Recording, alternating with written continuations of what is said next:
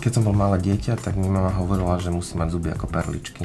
A už tá perla je fashion signál, ktorý sa spája s módou. Zuby ako perličky, dobre umyté zuby môžu nahradiť možno perlový náhrdelník.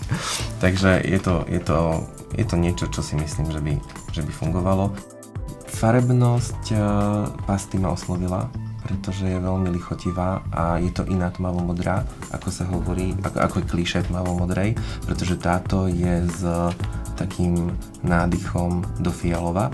To si myslím, že veľmi bude fungovať na pokožke, na tých svetlých alabastrových, ale aj na opálenej tmavšej, dokonca aj na černoške. Rozhodol som sa robiť večerné šaty, realizovať dlhé, čiže po 19.